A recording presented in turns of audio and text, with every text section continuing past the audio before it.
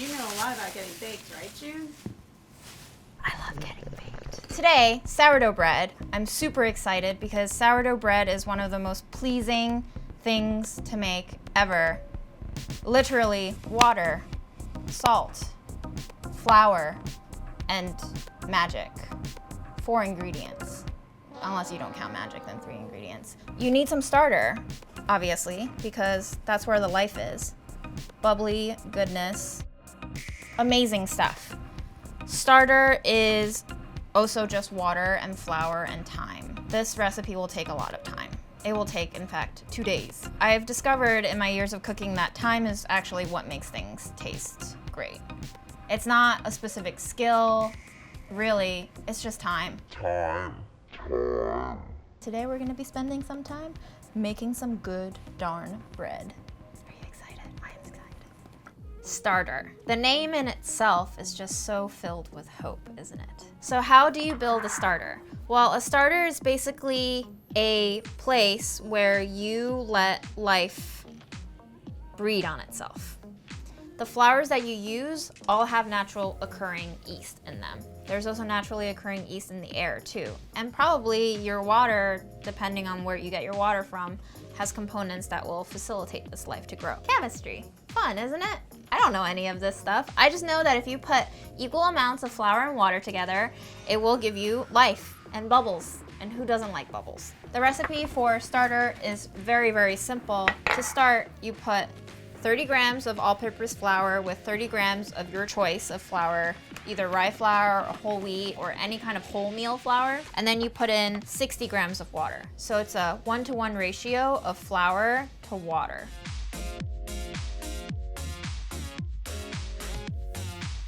And then you essentially just close the lid lightly on it and let it sit for a day.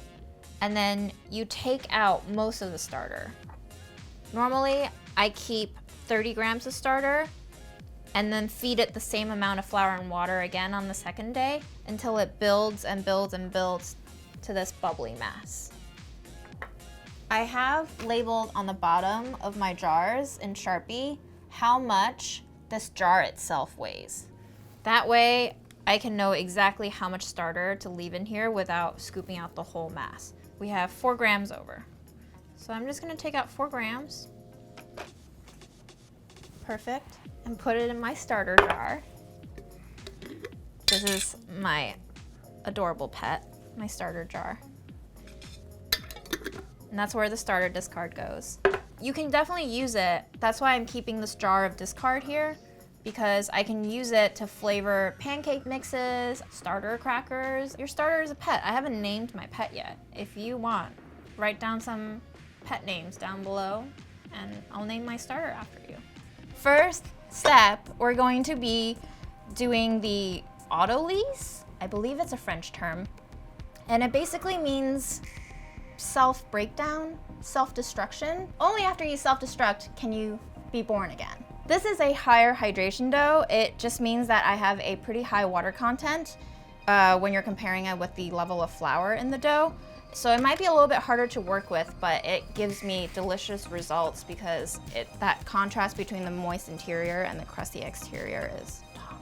We're gonna start off with 300 grams bread flour, 100 gram whole wheat flour, and 340 grams of water. We're just gonna mix these very simple ingredients together and let it sit in a warm place for about an hour. So the most important thing at this stage is to make sure that you don't have any dry spots left. You wanna make sure that all of your flour is covered by the water and that they have plenty of time and space in which to get to know each other. Produce bags, I love these. You can't really do anything with them except they make perfect covers. I mean, why use more plastic when you already have plastic? Reuse, guys, reuse and reduce. So I'm just gonna write the time down so that we know when we started this, and it's a good way to keep track of how long it's been. See you in an hour. An hour and 20 minutes later, your dough still looks kind of messy, but it's cool because magic will happen.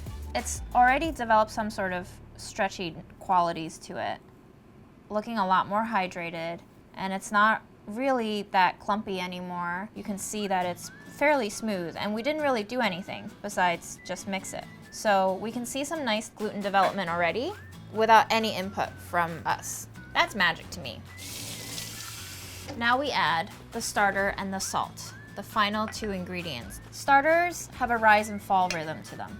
When you first mix them, they're quite flat. They don't have all these nice bubbles and aeration and life activity in them yet because the natural yeast hasn't fed off of the sugars in the flours yet. But over time, you'll see that they rise. Now, if you let the starter go for too long, it'll start collapsing. So I would recommend that you feed your starter no more than 10 to 12 hours before you're ready to incorporate into your dough. What I like to do before incorporating into the dough is to do a water float test. So you take a little bit of your starter and you just plop it into the water and see if it floats. If it floats, that means there's enough air in it and it's ready to be used. Just because your starter sinks does not mean that it won't rise your dough at all. It will still be active. It's still got life to it. It just won't rise as much as you might want to see. We're going to be using 100 grams of starter and 12 grams of sea salt.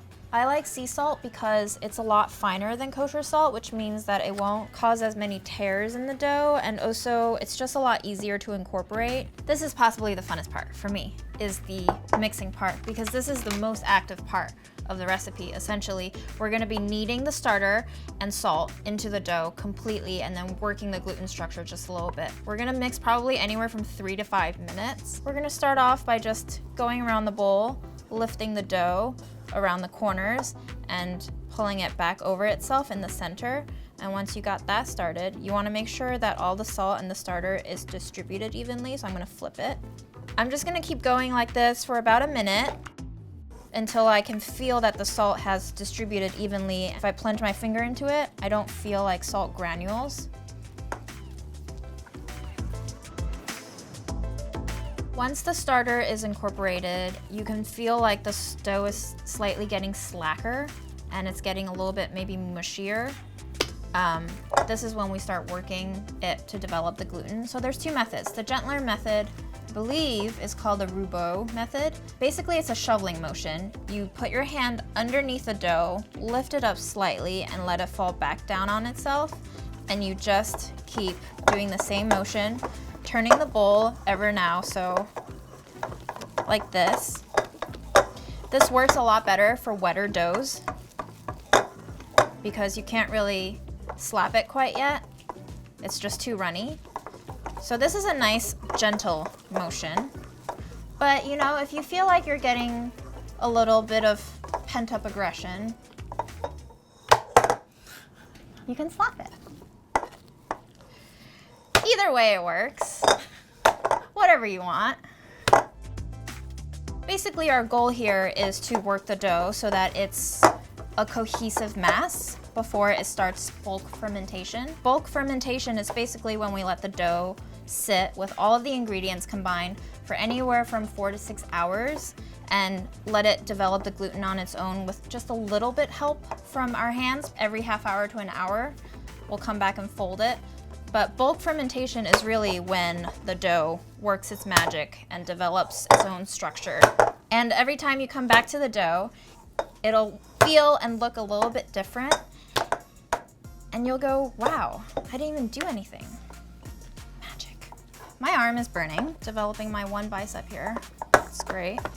I think we're nearly there. You can see that the dough is quite smooth now on top, pretty shiny. So it's still soft, but it's much smoother, and it holds its shape pretty well when you first lift it. And I think that's pretty good sign that you can let it rest now. If your dough is still pretty slack and loose, and your arm is about to fall off, like mine, I can't even feel my shoulder anymore, let it rest for 10 minutes, cover it, come back after 10 minutes, and just continue doing this for another 2 to 3. I promise you it will come together. Once you achieve this kind of shiny looking bowl in your bowl where it kind of keeps that circular shape that you left it in, let it rest. We all need a break. By the way, now is the perfect time to taste your dough. Fun fact, I once baked an entire batch of bread at the restaurant I was working at without salt. So I never, ever, ever bake bread now without tasting the dough because I always want to make sure that I have salt in there. You don't want to eat bread without salt. It tastes like dirt. All right, we're gonna cover this back up. I'll mark it with the time and we'll come back to it in about half an hour to see how it's doing. Good night, sweet prince.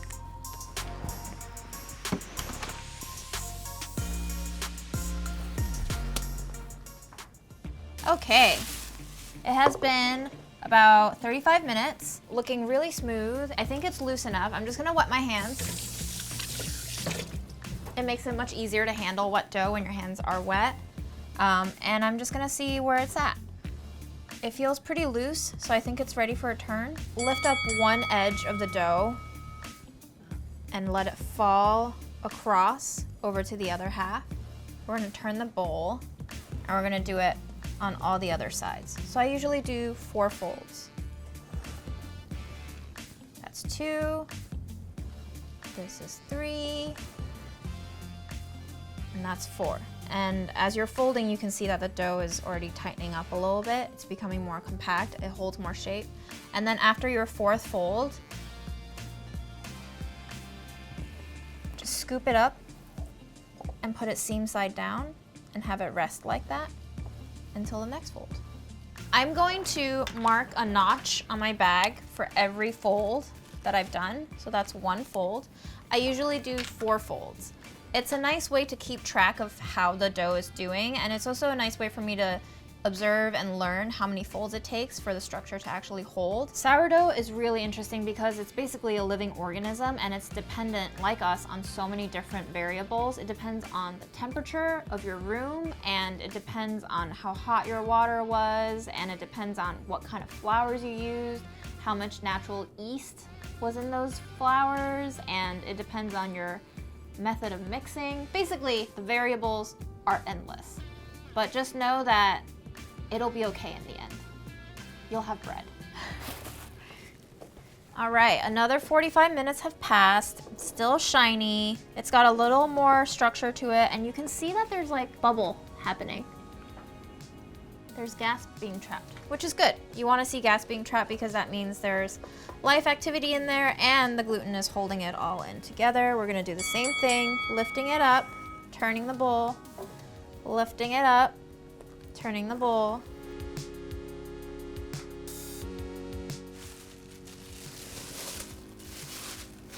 See you in a bit. It's been another half hour. Let's see if it's ready for turn 3. So it feels a little bit tight at this point. Like I can't stretch it up as high before it starts feeling like it's kind of ripping from the back of my hand.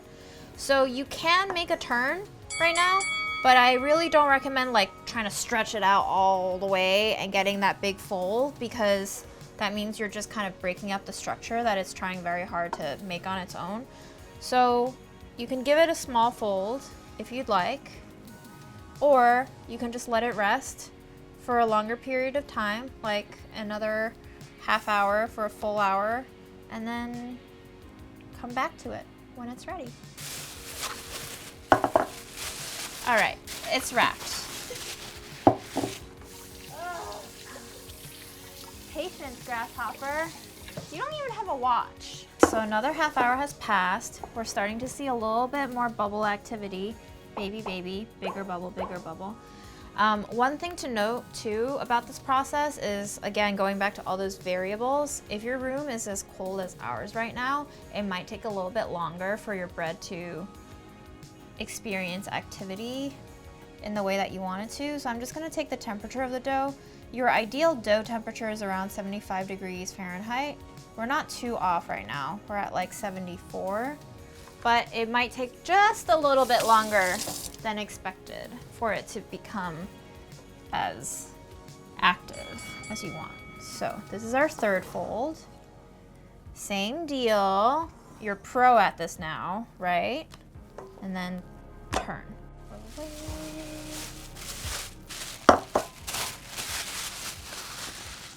I need a nap.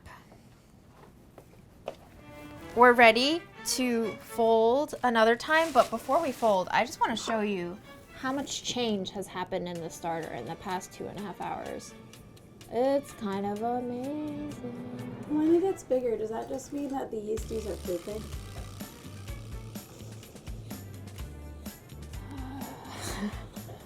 No comment.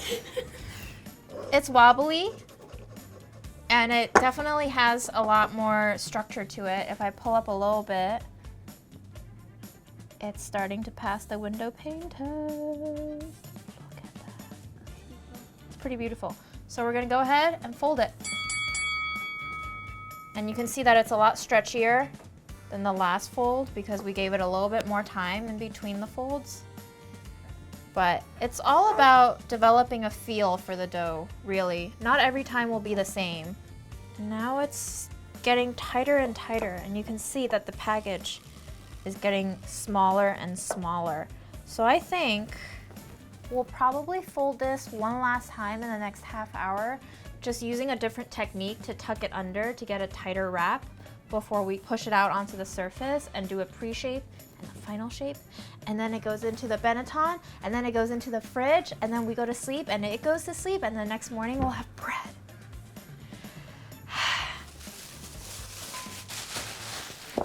Stay tuned. Chelsea, look at our beautiful yeast farts. They're getting even better. It's beautiful, guys. You can only really feel like you're connected to someone when you can fart in their presence and not feel like they're gonna judge you for it. That's a sign of true love. Find you someone who you can fart around without fear of repercussion or judgment. That person will be with you for life. Final fold. I'm so excited. It's bubbly. Can you see it now? Mm-hmm. Big bubble, small bubble, thin bubbles. That one looks like it's about ready to pop. And right now, I think it's pretty tight, so I'm gonna go in with a different method of folding for our very last fold. I'm basically gonna lift the dough up and let it curl under itself, drop it, and then lift it again and let it curl under itself. So, curl under, drop, lift. Then I'm gonna turn the bowl around and do the same on the other end. Lift, lift, lift, and then turn it 90 degrees and do it from this end, just a little bit, just a little bit. Turn the bowl one last time for the other end. Oh, look at that bubble. That's what I wanna see. Yes, great. So basically you've ended up with the seam on the bottom now without having to lift the dough up because it's already pretty tight. And we're just gonna cover this, let it rest for another half hour. Check out these beautiful little bubbles. We're going to turn this out onto a surface now. So the dough is so silky and almost non-stick right now that we can just basically pour it out. And I want you to pour it in such a way that the seam side lands up. So the smooth side is down below. And there it goes. Just help it along a little bit.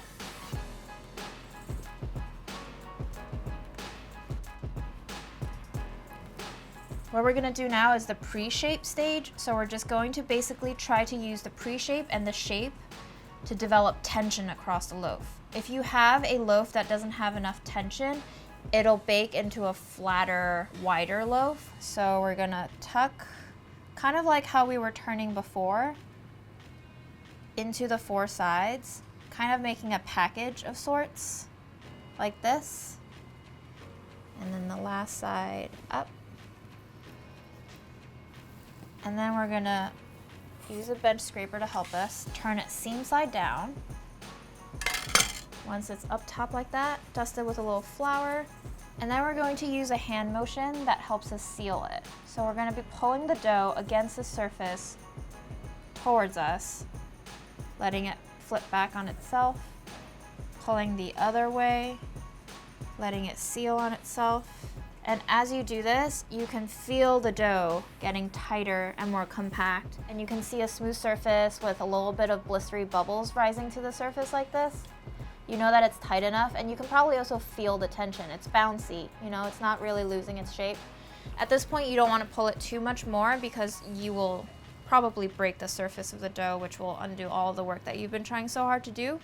So I'm just going to turn it around just to kind of seal all the seams that are currently on the bottom.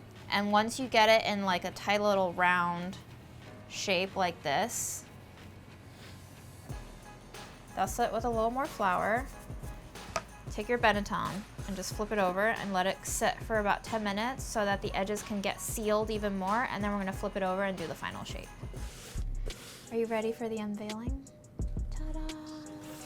It doesn't look that exciting at all. It's just rested, and now we're gonna flip it over, smooth side down, seam side up. And we're basically going to shape it again in much the same way as the pre-shape happened. So essentially, lifting it slightly on each side, kind of like folding a package together. And don't use too much force. You want to be firm, but you don't want to cause any rips or tears.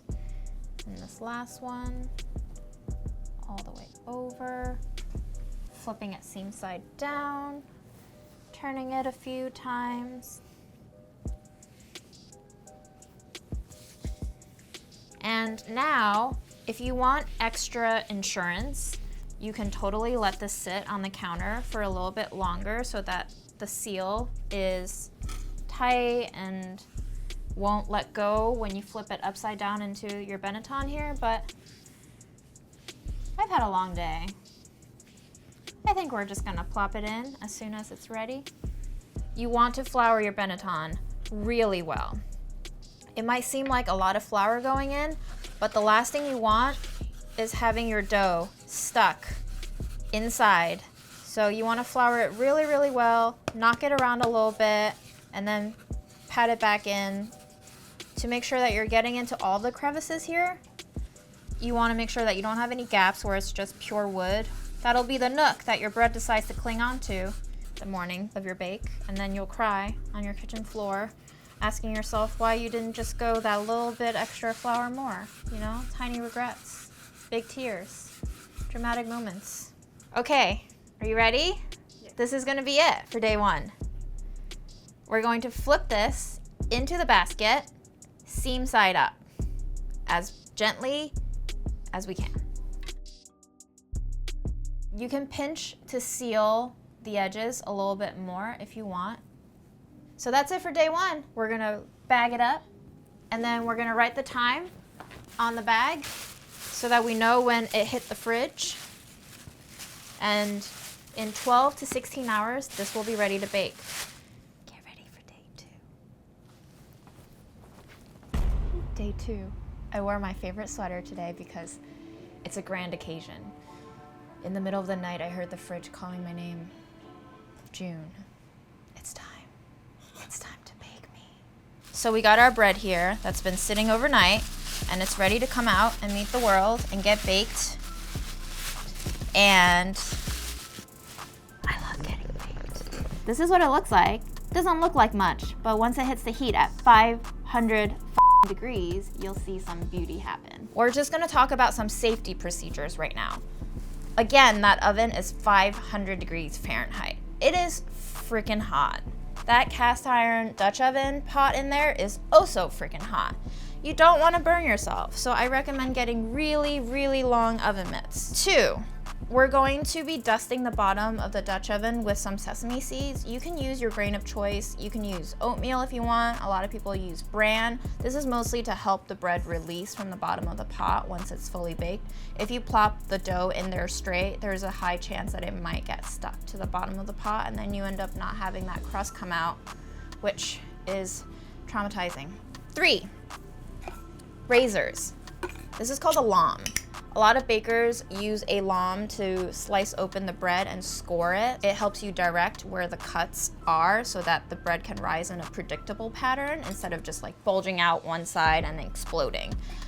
But I actually like using just a straight razor blade because I feel like my hand has more control on it These sometimes might not be as sharp as you like it, and it kind of takes a few practices to get the angle right. So I just like using it with a single razor blade. I keep it in a little container that's safe. I highly recommend a spray bottle because got me. spraying the bread as soon as it hits the pot, once we flipped it into the pot, it will create a nice steam environment that adds additional moisture than what the bread already has inside, and it'll help it proof up even more. And also it'll help you create those nice little blisters that you see on the surface of bread sometimes. So optional, but it's fun. Why not? All right. Hot stuff, hot stuff. 500-degree oven. Dutch oven is already inside preheating with it. I recommend preheating your oven for at least half an hour so that you make sure the environment is totally, completely preheated and hot. Using long oven mitts. Lift the lid. We're gonna dust it with sesame seeds. Plop the bread in. Score it. Spray it. So the bread is in the oven, and we're gonna let it go for about 20 minutes at 500 degrees. Then we're gonna lower the oven to 475 and let it go for another 10 minutes. And after that first 30-minute mark, we're gonna lift the lid and let it continue for about 20 to 25 minutes. Basically, when you have the lid on, it creates that steam environment where it's trapping all of the moisture inside so that the bread can have this nice, warm, watery environment to rise up in and get very, very chewy and moist and just all around delicious. And then once you lift the lid, you're gonna basically be developing that crust. 20 minutes have passed and our bread is still in there, covered. I'm just turning the oven temperature down to 475 and setting the timer for 10 more minutes. See you in 10 minutes. Now, we lift the lid and it's gonna get real steamy in here. Wearing your long gloves, lift. Very blonde, so we're gonna let it go for 25 more minutes so that it develops color and crustiness, and can't wait. Can you smell it? I love bread. Did I mention that I love bread? I love bread. Are you ready?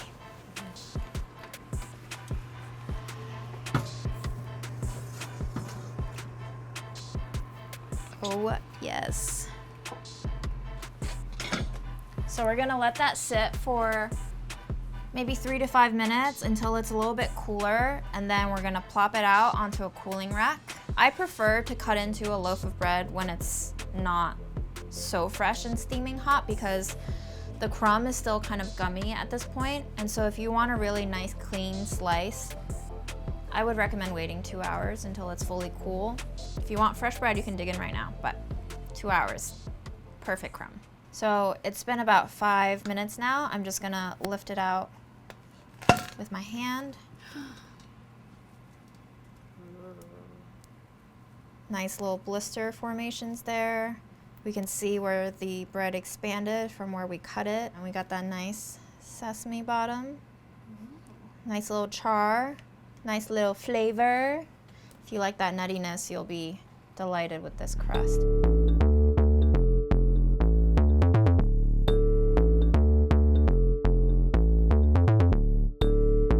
Can we appreciate the cavernous structure of this crumb? It's amazing. You can stare deep into the pathways to heaven in there. That's deep, Jude. That's so deep. But now let's eat, right? Chelsea, do you want a piece? Yes. Sharing is caring. Can I eat it? Uh-huh. Oh. Oh.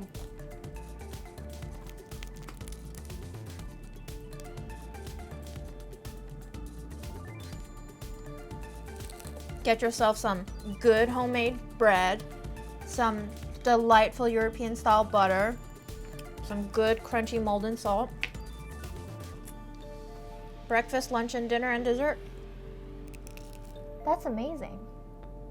I'm sorry, I can worship bread all my life. I hope you've had a blast baking with me for the past 2 days. I hope you make this bread and I hope you love it. If you make this bread and you're like, that is way too much time to spend on one loaf of bread, I recommend you just make 4 batches at once, bake them all, and freeze them because they keep super well in the freezer, uncut. You're all my children and I love you all so dearly. Until next time. Butter!